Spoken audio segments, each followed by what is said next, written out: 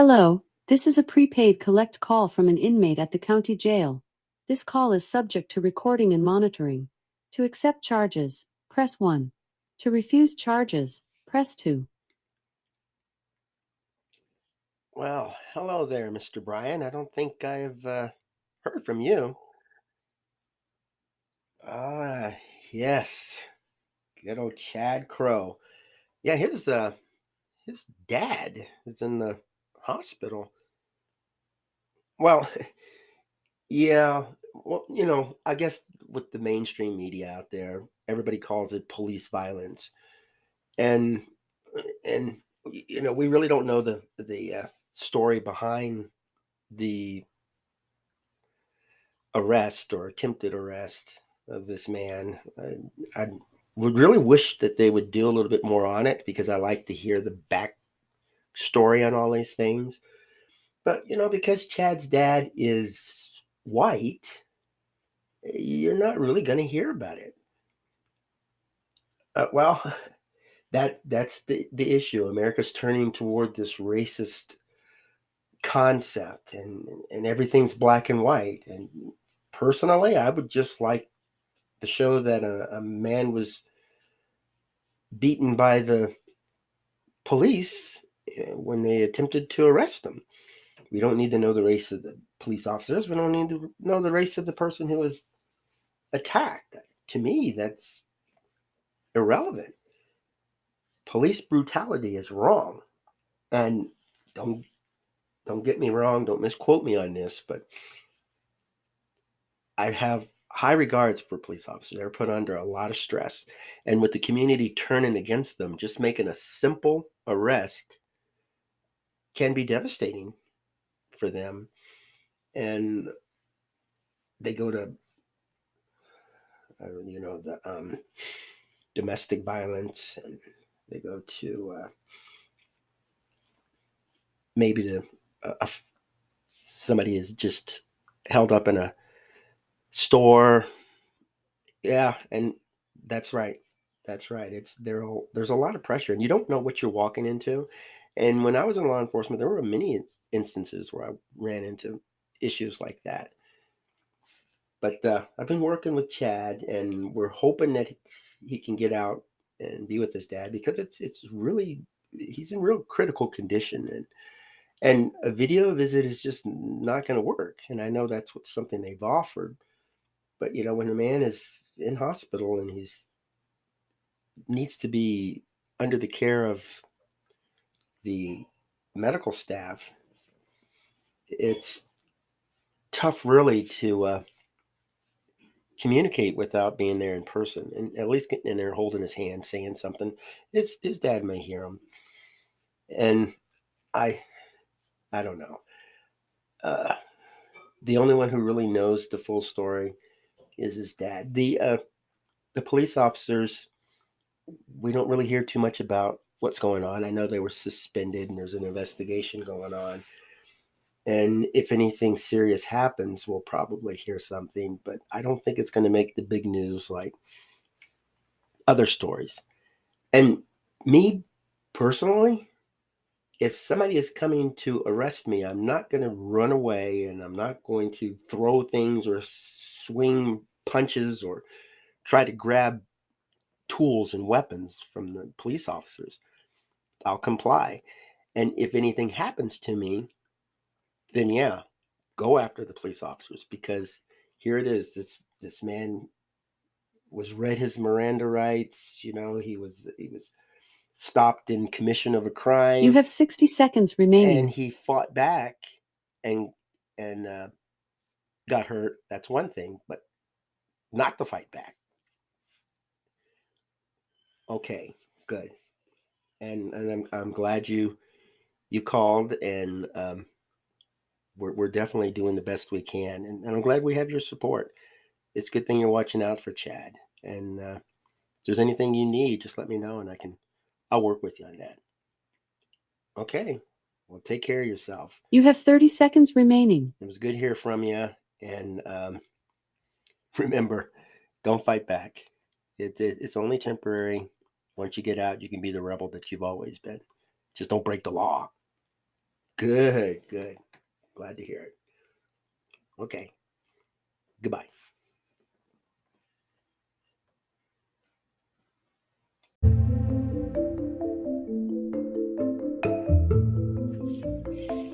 Hello, welcome to AQS Inmate Call. I am your host, Joel Wilborn. And for anybody who's been watching the news or following headlines, you know that there's a lot of instances of police brutality, some of it from the past, some of it current. And all of them have one thing in common, and that's that we need to make some changes. And in the United States, each state, each county should make their own decisions on how they're going to handle law enforcement. And when a person is killed during an arrest, that's not acceptable. I'm against the death penalty. I don't really see a purpose for it. And I'm talking to a person now who's on death row, and he's planning some stuff for the future. And that's absolutely fantastic, because there is a possibility that this sentence commuted. So I'm not going to fight his hope. And if we didn't have the death sentence, I think we'd have a better chance of learning from the people that are locked up. Maybe people would think a little bit about locking a person up for life, the cost, the mental damage, the effect on loved ones. And we need to look into alternative sentencing. So the death sentence, I'm against, and murdering people out on the street, I'm against. Nobody deserves to be killed. We're all going to die. And I guess you could look at it as, in the general scheme of it all, murder is just another cause of death. Of course, we all die from not breathing. We just stop breathing. So we're dead. But to hasten that by hitting a person with a car, or stabbing a person, or beating a person to death, that just doesn't make any sense to me, and it's worthless. And when I see people out there advocating that we need to stop this police brutality, there's another side too. We need to stop killing people. I just cannot find a reason to take a person's life. I can't see it. And I talked to a lot of people who were convicted of murder, and they're remorseful. They didn't want to have that bounce around in their mind for the rest of their life. And I don't really talk to the people that are happy they killed a person. You know, the person was having an affair with his girlfriend, or was threatening them verbally, nothing really physical. Self-defense, that's one thing. If a person comes to your home and tries to kill you, and you wind up killing that person, that I can understand. But to go to prison for defending yourself, that's the case with Marianne Atkins on my YouTube channel. She went to prison and she was convicted because they made her out to be this terrible stalker who wanted to rob this person, and she had it all planned along when she's just 16 years old. And we've got children younger than her shooting people. Where are they getting this? Is this something that we expect them to know right from wrong, and we're teaching them wrong? I guess the only good thing to come out of this police brutality thing is that people suffer consequences when they kill somebody. And if we talk to people who've been to prison and said, at the time I was angry, it seemed like the right thing to do. Now that I think back on it and I want to get my life back in order, I feel bad. I apologize to the victim's family. If we hear this kind of stuff, I think that would be a little more beneficial to them than killing them. Because some people, young or old, black or white or Hispanic, they don't care. They don't care if they kill somebody, they don't care if they die.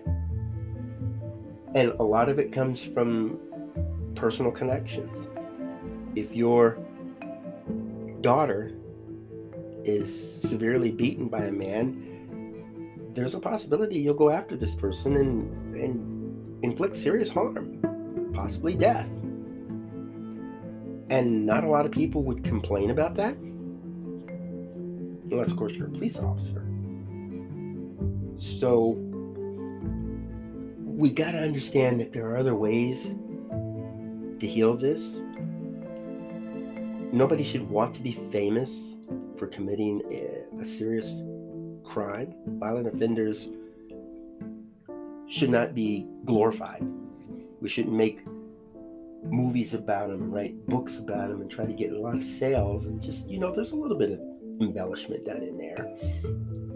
When I talk to convicted people and get their side of the story, there's some things that's missing in the public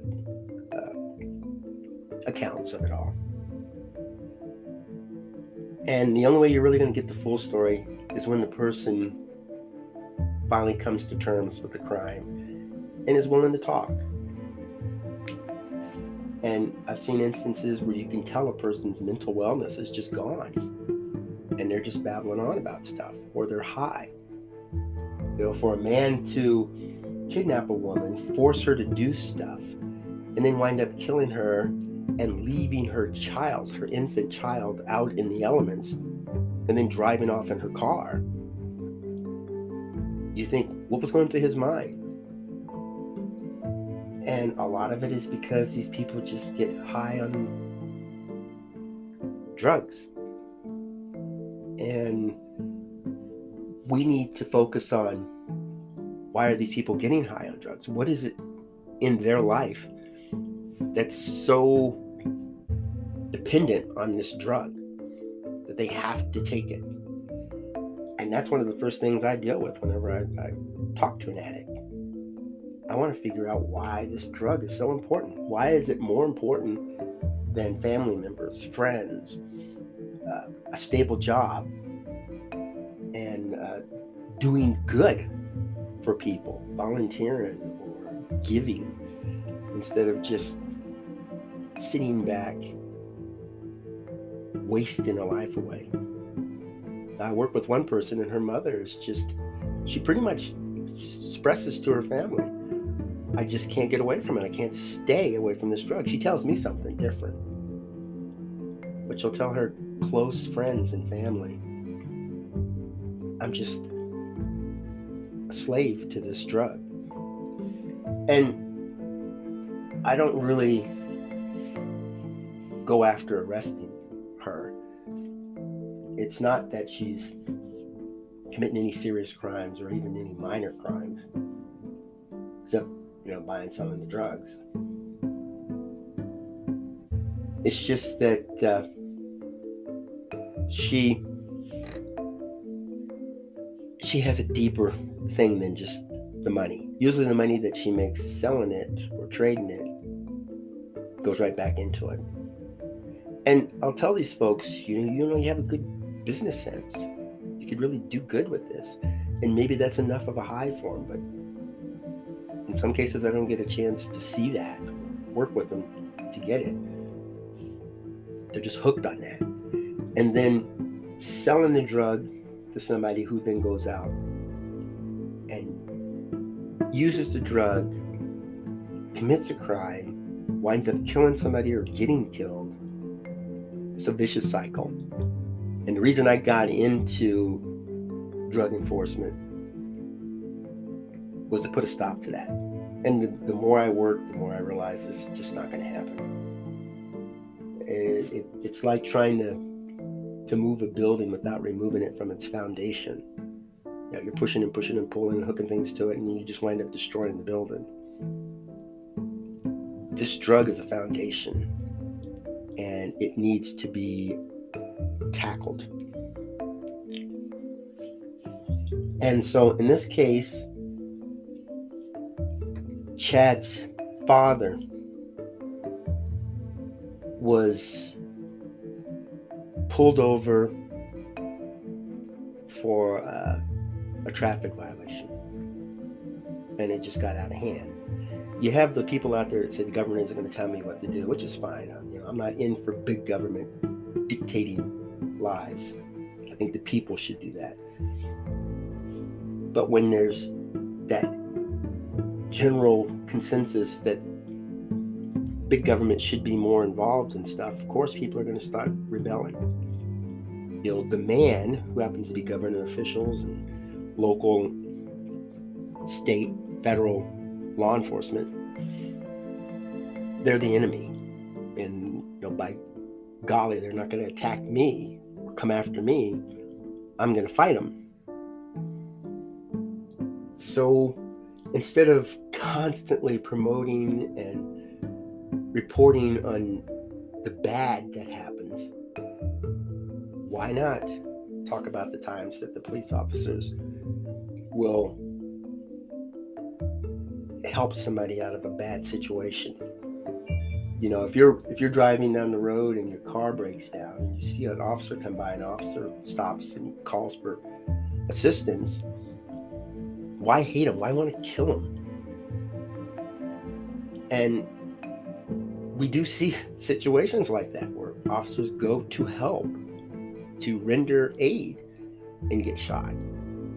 And we need to understand that it works both ways. They're not always showing up to attack people. And also, if you just tell part of the story, the person showed up and attacked the man in his house, but they don't talk about this man was in there beating his daughter, or that this man was resisting any assistance for his daughter, or that he has a history of violence and he keeps getting away with it. There's other things that show up. Yeah, the person could have been a Hispanic man, somebody who came over the border illegally or something, but that's insignificant. There's something that caused this person to, shall we say, snap. And that's what I'm looking for. Because there's always a backstory. There's always something.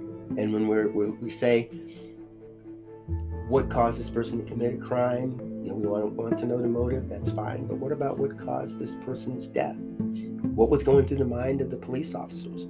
What happened prior to that?